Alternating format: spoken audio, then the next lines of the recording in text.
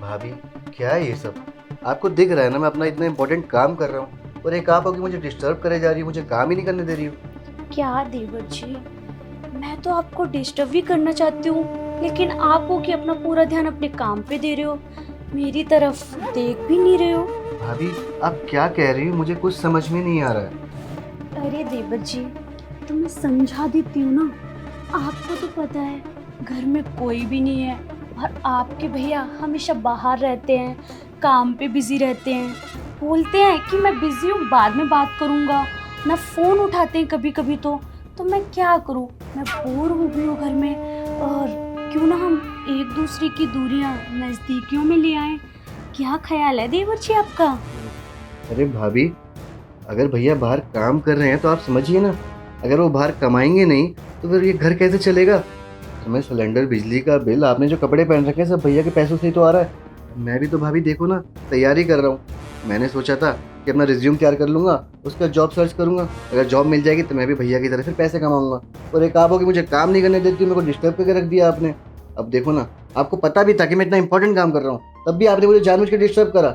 अरे देवर जी, माना कि पैसे बहुत ज़रूरी हैं, सारे खर्चे होते हैं, जो मैं पहन रही हूँ वो भी उन्हीं से आते हैं, आपकी पढ़ाई भी उन्हीं पैसों से होती है। लेकिन देवर जी, पैसा ही सब कुछ नहीं होता ना। आपके भैया मुझे टाइम ही नहीं देते, मुझसे पूछते भी नहीं है कि कैसी है, क्या चल रहा है। तो बताइए देवर जी, मैं अकेली पड़ गई हूँ, और जो मेरा अकेलापन है ना, मुझे खाए जा रहा है। मैं सोचती हूँ कि क्या करूँ, लेकिन मुझे नहीं समझ में आता। आप खुद बताओ, अगर आप नहीं ध्यान रखेंगे अपने भैया के पीछे मेरा, तो कौन ध्यान रखेगा देवर जी? भाभी, मैं आपकी तकलीफ समझ रहा हूँ कि आप बहुत परेशान हो रही हैं, आपको भैया की याद आती है। कोई नहीं, भैया को मैं फ़ोन करके बोलता हूँ कि भैया अब की बार जब भी आप आओ ना तो लंबे समय के लिए रुकना है यहाँ पे। मैं बात कर लूँगा भाभी। अरे देवर जी, अपने भैया से अब बोलने की कोई ज़रूरत नहीं, क्योंकि ना ही वो तुम्हारी बात सुनेंगे और ना ही मेरी। क्योंकि मैं तो बोल बोल के थक चुकी हूँ कि घर आ जाओ, टाइम दो, थोड़ा घूमने चलते हैं। लेकिन पता है, हमेशा बोलते हैं कि मैं काम में बिज़ी हूँ, मेरे काम है, मैं नहीं आ सकता। यही सब बोलते हैं, इसलिए मैं कह रही हूँ अपने भैया को कुछ भी मत बोलो। और हाँ, रही बात हम दोनों की, हम दोनों आपस में जो भी करेंगे, और भैया की जो कमी है आप पूरी कर दो। और वैसे आपकी गर्लफ्रेंड तो होगी या नहीं है? भाभी, वो मुझे ना इम्पोर्टेंट काम याद आ गया। मैं चल रहा हूँ, पता नहीं क्या हो गया आप। अरे देवर जी, बात तो सुनो। अरे यार, मेरा देवर तो एकदम बेवकूफ निकला। मैं उसे ऑफर पे ऑफर दिए जा रही हूँ, लेकिन वो तो देख भी नहीं रहा मुझे। और क्या भैया भैया, नौकरी, पैसे, यही बातें कर रहा है। भाभी घर में अकेली है, अब वो ध्यान नहीं रखेगा तो कौन ध्यान रखेगा? कुछ ना कुछ तो करना पड़ेगा, ताकि देवर मुझ पे लाइन दे और मुझे समझे, थोड़ा कुछ करने की कोशिश करे। अभी तो मजा आएगा, फिर मेरी बोरियत भी खत्म हो जाएगी और घर में भी मन लग जाएगा। तो इसको मैं फंसाती हूँ, यही सही आइडिया है मेरा। हाँ। क्या हो गया है भाभी को? कैसी बहकी बहकी सी बातें कर रही हैं? मुझे ऐसा लगता है भैया बाहर क्या चले गए, भाभी तो बौखला गई हैं पूरी। मुझे ही कहती है कि किसी को पता नहीं चलेगा, ये कर लेते वो कर लेते। ये मुझसे मजाक कर रही है। पहले भी तो बहुत मजाक करती रहती है, जब देखो छेड़ती रहती है मुझे किसी न किसी बहाने से। मजाक ही कर रही हूँ।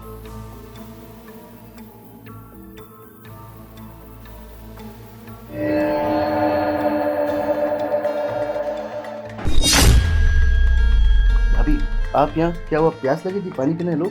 अरे देवर जी, प्यास तो मुझे किसी और चीज की लगी है। चलो चल के मिटा दो वो प्यास। भाभी, आप ये कैसी बातें कर रही हो?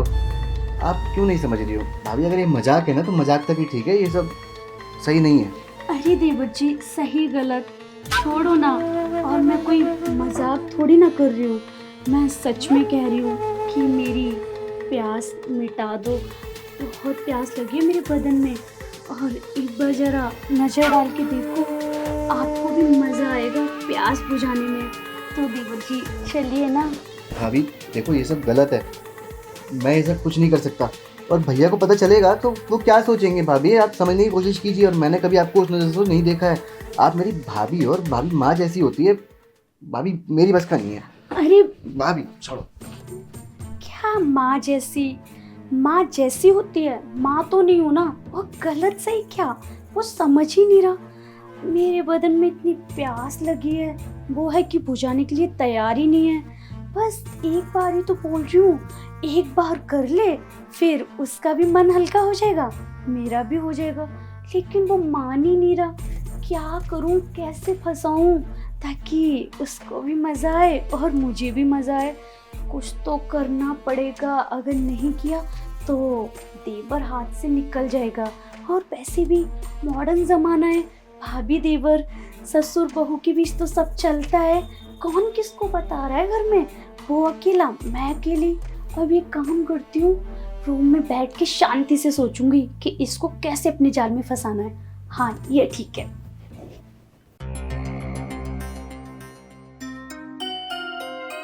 ये देवर अपने आप को समझता क्या है? हर बार मैं ये सोचती हूँ कि वो मेरे पास आए। मैं तरीके ढूंढ रही हूँ नए नए कि वो कैसे मेरे पास आए, मुझे पकड़े, मुझे छुए।